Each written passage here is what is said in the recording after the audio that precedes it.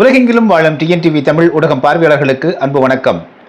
தமிழ்நாடு சட்டப்பேரவை தேர்தல் 2026க்கான வாக்குப்பதிவு கடந்த 23ஆம் தேதி நடந்து முடிந்தது. 234 தொகுதிகள், 4000த்திற்கும் மேற்பட்ட வேட்பாளர்கள், 75,000 வாக்குச்சாவடிகள், 4,85,00,000 வாக்குகள் பதிவாகி இருக்கின்றன. இத்தகைய நிலையில் இந்த தேர்தலில் யார் வெற்றி பெறப் போகிறார்கள் என்கிற ஊகங்களும், கருத்து கணிப்பு மற்றும் கள நிலவரங்களும் ஏராளமான அளவில் மக்களிடையே பரப்பப்பட்டிருக்கிறது. இத்தகைய நிலையில் மேற்கு வங்கத்தில் 2வது கட்ட வாக்குப்பதிவும் இன்று நடைபெற்று முடிகின்ற காரணத்தினால் இன்று மாலை 6:30 மணிக்கு இந்த வாக்குப்பதிவு செய்த வாக்காளர்களினுடைய மனநிலை குறித்து அதற்கான கருத்து கணிப்புகள் வெளியிடப்பட இருக்கின்றன. அதற்கு எக்ஸிட் போல் என்று ஆங்கிலத்தில் சொல்வார்கள். இன்று மாலை இந்த எக்ஸிட் போலை வைத்து 2-3 நாட்களுக்கு சமூக ஊடகங்களில் பரபரப்பான வாத விவாதங்கள் நடைபெறுவதை நாம் பார்க்கவிருக்கிறோம். இந்த எக்ஸிட் போல்னா என்ன அப்படின்னு நம்ம சுருக்கமாக பார்த்து கொள்ளலாம். பொதுவாக கருத்து கணிப்பு என்று தேர்தலுக்கு முன்னதாக வெளியிடப்படக்கூடிய கருத்து கணிப்புகள் அறிவியல் பூர்வமாக அது எப்படி எடுக்கப்படுகிறது என்றால், ஒவ்வொரு தொகுதிக்கும் குறைந்தது ஒரு 500 பேர், 100லிருந்து 500 பேர் என்று கணக்கெடுத்துக்கொண்டு அவர்களிடம் சென்று சில கேள்விகளை கேட்பது. உங்களுக்கு பிடித்தமான தலைவர் யார்? நீங்கள் யாருக்கு இந்த தேர்தலில் வாக்களிக்க இருக்கிறீர்கள்? கடந்த தேர்தலில் யாருக்கு வாக்களித்தீர்கள்? இந்த தேர்தலில் ஏன் இவருக்காக வாக்களிக்க விரும்புகிறீர்கள் என்று இது போன்ற பல கேள்விகளை கேட்டு, அதில் எத்தகைய கேள்விகளுக்கு என்ன விதமான பதில்கள் வந்திருக்கின்றன, யாரை அதிகம் மக்கள் விரும்புகிறார்கள் என்று ஒரு சாம்பிள், ஒரு மாதிரி வடிவம் எடுத்து அதைத்தான் விழுக்காட்டு அளவில் சொல்வதுதான் தேர்தலுக்கு முந்தைய கருத்து கணிப்பு. தேர்தலுக்கு பிந்தைய, அதாவது வாக்குப்பதிவு செய்த வாக்காளர்கள் அவர்கள் சொல்லக்கூடிய கருத்துக்கள் அடிப்படையில் எடுக்கப்படுவதுதான் எக்ஸிட் போல். வாக்களித்துவிட்டு வாக்குச்சாவடியிலிருந்து வெளியே வரக்கூடியவர்களை நீங்கள் யாருக்கு வாக்களித்தீர்கள் என்று கேள்வி கேட்டு அதன் அடிப்படையில் ஒரு கணக்கை எடுத்து யாருக்கு மக்கள் அதிகமாக வாக்களித்திருக்கிறார்கள், எடுத்துக்காட்டாக ஒரு 100 பேரிடம் கேட்டால் அந்த 100 பேரில் எத்தனை பேர் யார் யாருக்கு வாக்களித்திருக்கிறார்கள் என்பதை கொண்டு சொல்லக்கூடியதுதான் இந்த எக்ஸிட் போல். தேர்தலுக்கு முந்தைய கருத்து கணிப்பிலேயே மக்கள் சரியான தகவல்களை சொல்வார்களா என்பது கடினம். எனவேதான் பல்வேறு முறைகளில் அவரிடம் அணுகி நாம் நிதானமாக தகவல்களை எடுத்து ஓரளவுக்கு கணிக்க முடியும். வாக்களித்துவிட்டு வெளியே வந்த உடனே எல்லோரிடம் நீங்கள் போய் யாருக்கு வாக்களித்தீர்கள் என்று கேட்டால் எல்லா வாக்காளர்களுமே தான் யாருக்கு வாக்களித்தேன் என்பதை வெளிப்படையாக கூற மாட்டார்கள். தாவேகாவினுடைய அந்த ரசிகர்கள் மட்டும்தான் தற்பொழுது கூறுகிறார்களே தவிர பெரும்பாலான வாக்காளர்கள் மிக மௌனமாகவே கடந்து செல்வார்கள். காரணம் என்னென்னா, எடுத்துக்காட்டு கிராமப்புறங்களில் போய் நீங்கள் கேட்டிங்கன்னு வச்சுக்கோங்களேன், அந்த கிராமப்புறங்களில் நீங்கள் வாக்களித்து விட்டு ஒரு சில 100 பேர் தான் வாக்களிச்சுட்டு வெளியே வருவாங்க. அந்த ஊருடைய அந்த கட்சிக்காரர்களுக்கு யார் யார் எங்கெங்கே வாக்களிப்பாங்கன்னு ஓரளவுக்கு தெரியும்.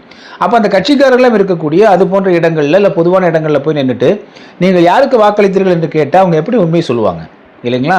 எனவே இந்த வாக்களிப்பது என்பது அதுக்காக சீக்ரெட் பேலட் என்று, ரகசிய வாக்கெடுப்பு என்று வைக்கப்பட்டிருக்கிறது. இந்த ரகசிய வாக்கெடுப்பில் நான் யாருக்கு வாக்களித்தேன் என்று யாருக்குமே நாம் சொல்ல வேண்டிய அவசியம் கிடையாது. இந்திய சட்டம் நமக்கு அப்படி ஒரு உரிமையை கொடுக்கிறது. யாருக்காவது நீங்கள் எதற்காக வாக்களித்தீர்கள் என்று நம் கட்டாயம் சொல்ல வேண்டுமா என்றால் தேவையே இல்லை.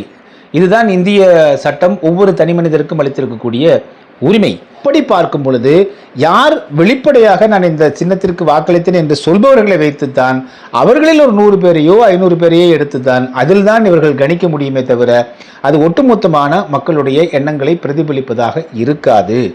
எனவே இந்த எக்ஸிட் போல் என்பதும் துல்லியமாக எப்பொழுது வரும் அப்படின்னா, நீங்கள் நிறைய சாம்பிள்ஸ் எடுக்கணும். நேர்மையாக நியாயமாக ஒரு 1000 பேரை அளவுக்காவது நம்ம ஒரு தொகுதியில் எடுத்தோம் அப்படின்னா அதில் பொய் பேசினவங்க, சொல்லாமல் விட்டவங்க, மாற்றி சொன்னவங்க அப்படின்னு சில விழுக்காடு கழிச்சிட்டோம்னா ஓரளவுக்கு கணிசமான எண்ணிக்கை நமக்கு கிடைக்கும். அதிலிருந்து நாம் கண்டுபிடிக்கலாம் யாருக்கு இவர்கள் வாக்களித்திருக்கிறார்கள் என்று. எனவே இந்த முந்தைய கணிப்பாகட்டும் அல்லது தேர்தலுக்கு பிந்தைய கணிப்பாகட்டும், அது எந்த முறையில் எடுக்கப்பட்டது, எவ்வளோ நேர்மையோடு எடுக்கப்பட்டது, எடுக்கப்பட்ட தரவுகளை எவ்வளவு மிகச்சரியாக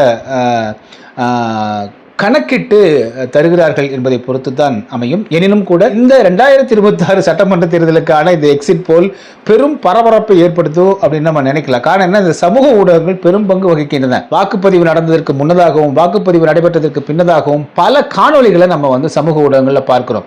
ஒரு பாட்டியெல்லாம் சொல்லுது, நான் விஜய்க்கு வாக்களித்தேன்னு சொல்லுது.